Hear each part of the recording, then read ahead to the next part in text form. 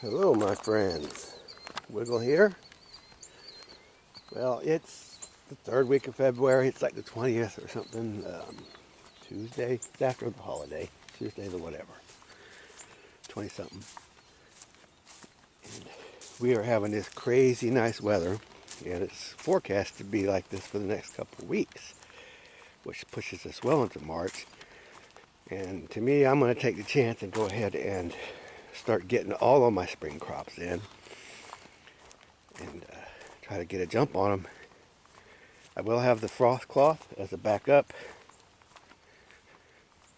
so if we get a problem with the frost cloth, I mean the frost coming in at like 28 or below, we'll throw the frost cloth over the new seedlings. So we got a little bit planted here in these cold frames, which we're barely going to use unless we have to.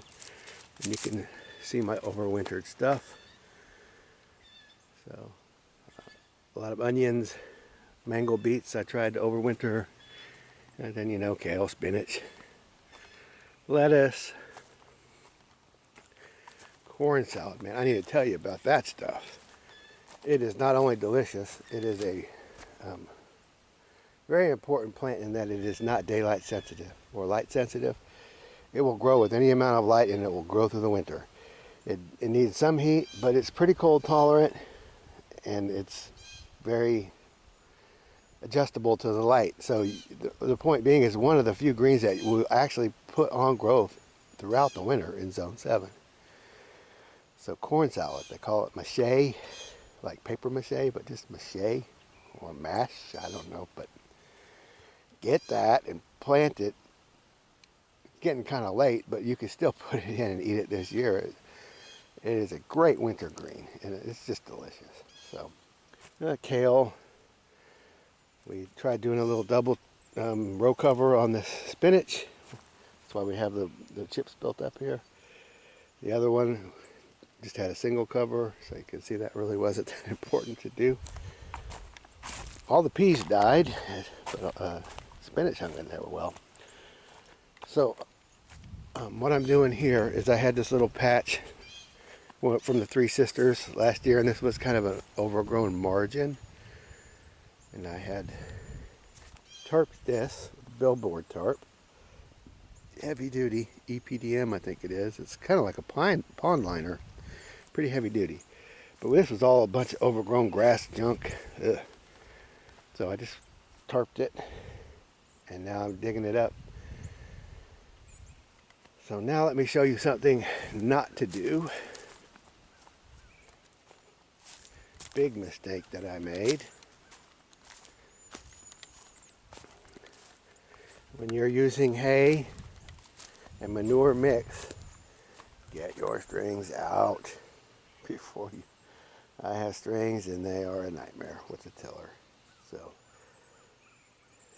they need to be prevented in all ways possible. So this is a potato patch. We were digging them up, but the potatoes were weird. They didn't cook right.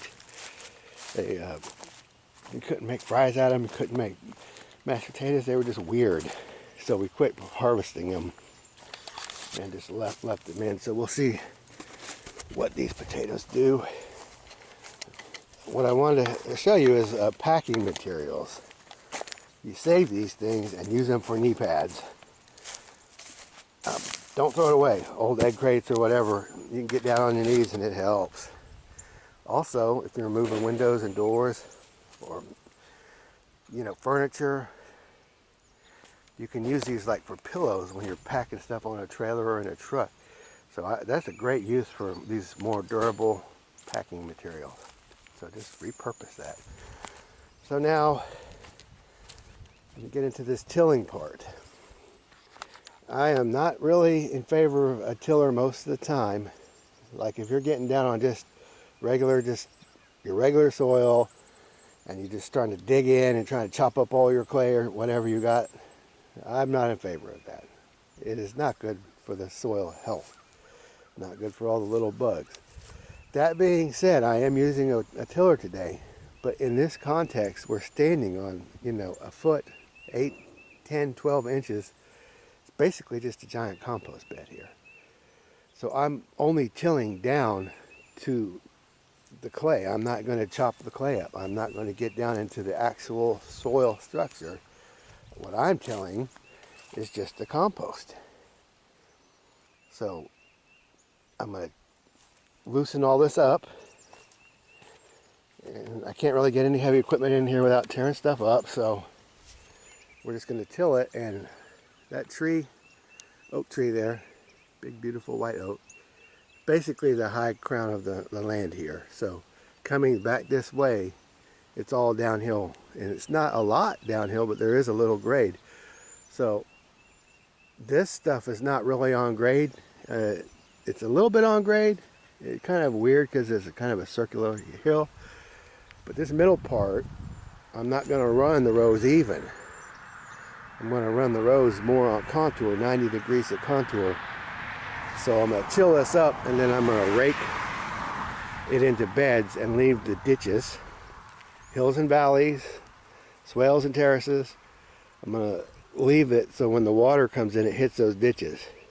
And it flows around the beds and soaks in. I'm going to hold the water uphill as much as I can and soak it into my growing beds as much as I can. So I'm leaving the potatoes to the right and to the left, even though that super weedy patch there, the most neglected I have. There are some onions and some mangos in it, and a whole ton of edibles in there, wild edibles. Not those kind of edibles. I'm talking wild greens.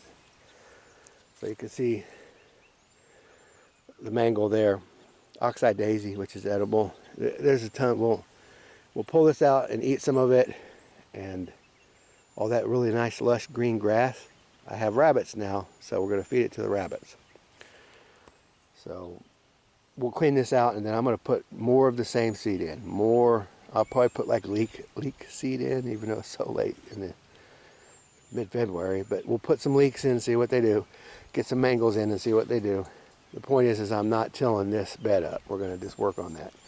But all this we will till. And I'm just going to turn 90% of that is edible. Wild greens, you know, a lot of chickweed there. But I have so much everywhere, I'm not worried about losing it.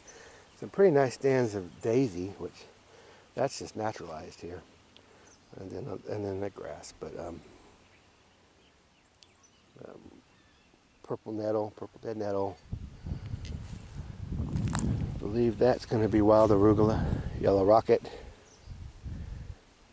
So anyway, there's a lot of food here, but we're just going to till it into the soil. I don't need it. I have so much.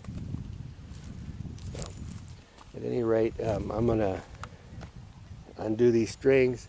I'm going to till this up, and I'll give you a little short follow-up of what my on-contour beds will look like. And then I'll give you an idea what we're going to plant in them. So for now, this is Wiggle Out. Thanks for watching.